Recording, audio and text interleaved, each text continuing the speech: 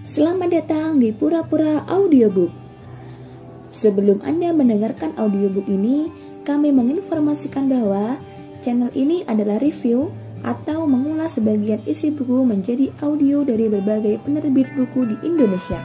Untuk membaca keseluruhan buku, kami menyarankan membeli buku aslinya di toko kesayangan Anda, baik online maupun offline, dan lebih lagi langsung kepada penulisnya. Keberadaan channel ini dimaksudkan untuk membantu Anda mendapatkan pengetahuan dari buku-buku kesayangan Anda. Pura-Pura Audiobook membantu Anda membaca buku dengan audio.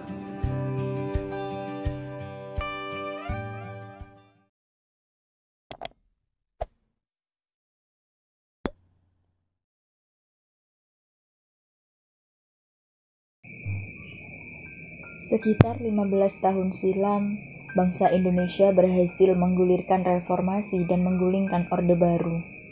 Suksesnya gerakan yang didasari semangat perubahan ini menerbitkan sejuta asa dalam jiwa penduduk Nusantara. Mereka yakin bahwa berakhirnya kekuasaan Soeharto bukan saja mengakhiri rezim otoritarianisme yang telah membelenggu mereka selama 32 tahun, tapi juga akan mengakhiri pusaran korupsi, kolusi, dan nepotisme yang telah menggerogoti persendian bangsa. Sebagai langkah awal, bangsa Indonesia langsung menggelar pemilu setahun setelah reformasi. Pesta demokrasi pada tahun 1999 tersebut oleh banyak kalangan dinilai sebagai pemilu paling demokratis setelah pemilu 1955.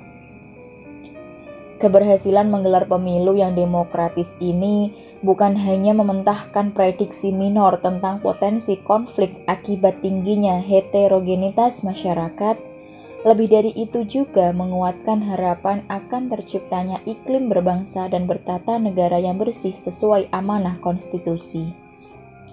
Sayangnya, harapan tersebut sampai saat ini belum bisa juga terwujud. Setelah 14 tahun reformasi, Indonesia masih berkutat dalam labirin transisi dan terjebak dalam sisi gelap demokrasi. Di satu sisi, masyarakat menikmati kembali hak demokratisnya sebagai warga negara. Namun di sisi lain, mereka termakan rayuan pragmatisme finansial yang membuat hampir semua mekanisme demokrasi memerlukan biaya tinggi. Inilah yang menjadi pangkal merebaknya korupsi di negeri ini.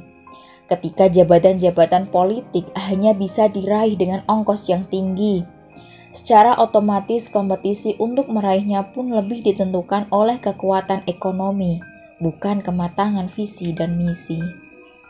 Realitas inilah yang membuat jabatan kemudian berevolusi dari sebuah otoritas kepemimpinan yang luhur menjadi komoditas yang bisa ditransaksikan.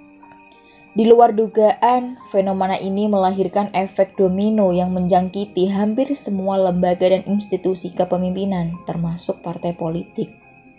Sebagai lembaga yang bertugas memasok figur berkualitas pada jabatan-jabatan publik, pejuang ideologi, penyerap aspirasi rakyat, serta poros kekuatan sosial dalam menggerakkan denyut nadi pembangunan, secara perlahan berubah menjadi organisasi politik yang elitis dan sentralistik.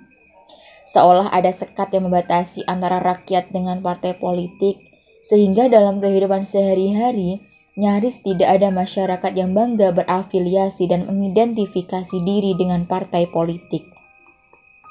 Masyarakat lebih bangga mengidentifikasi diri kepada ormas-ormas tertentu, yang bahkan tidak memiliki sarana untuk menyuarakan kepentingan mereka.